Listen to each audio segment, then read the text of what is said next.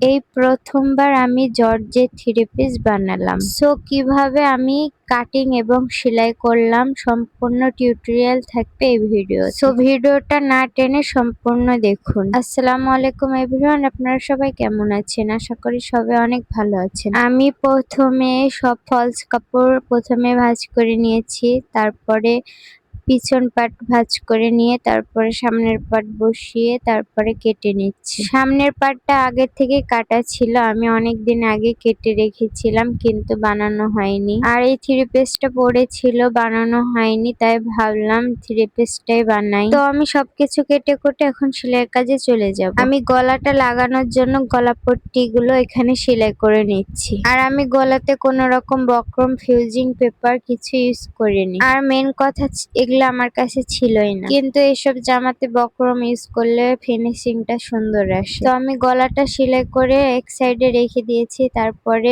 False কাপড় আর জামার কাপড় একসাথে রেখে আমি পুরো জামাতে সাইডে সেলাই করে দেব, যেন সেলাই করতে আমার সমস্যা না হয়, তাই আমি পুরো সাইডে সেলাই মেরে দেব। আর আমি কিন্তু এই প্রথমবারের মতো জর্জেট থ্রি পিস বানাচ্ছি। এর আগে কিন্তু আমি একটাও এভাবে জামা বানাইনি। সো খারাপ হলে আপনারা কিছু মনে করেন না। সাইডে সেলাই টেলাই করে এখন আমি গলা পট্টি গুলো লাগিয়ে নেব। গলা পট্টি গুলো আগে সুন্দর করে বসিয়ে তারপরে সেলাই করে নেব। আর আমার কাছে এইভাবেই সুবিধার মনে হয় গলা পট্টি লাগানো। আপনারা কে কিভাবে লাগান জানি না, কিন্তু আমি এইভাবেই লাগাই। আমি আগে পেছন পাটে লাগিয়ে নিয়েছি গলা পট্টি, তারপরে সামনের পাটে লাগাচ্ছি। এখন আমি দুই পাশে পুট গুলো সেলাই করে নেব। ডাবল সেলাই দিয়ে নিতে হবে।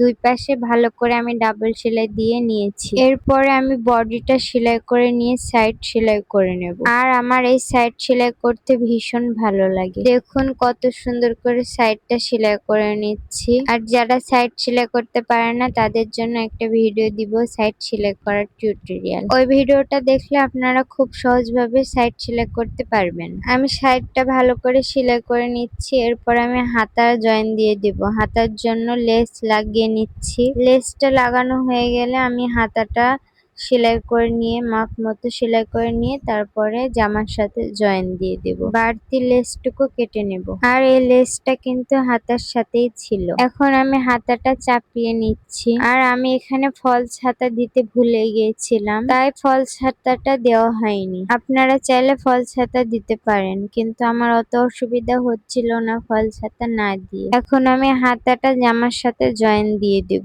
ঘুরিয়ে ঘুরিয়ে সেলাই দুটো দিয়ে দেব। আর অনেক মানুষই বলে যে এইসব মেশিনে জর্জেট থ্রি পিস বানানো হয় না, কিন্তু এই ধারণা একদমই ভুল। এইসব মেশিনে আপনি সবকিছু অনায়াসে বানাতে পারবেন, যদি আপনি বানাতে পারেন। সবকিছু নিজের ভেতরে ইচ্ছা শক্তিটাই বেশি। তো কথা বলতে বলতে আমার জামাটা রেডি, আমি এখন পরে দেখাবো। কেমন লাগছে অবশ্যই জানাবেন। আজকের জন্য ভিডিওটা এ পর্যন্তই। আল্লাহ হাফেজ।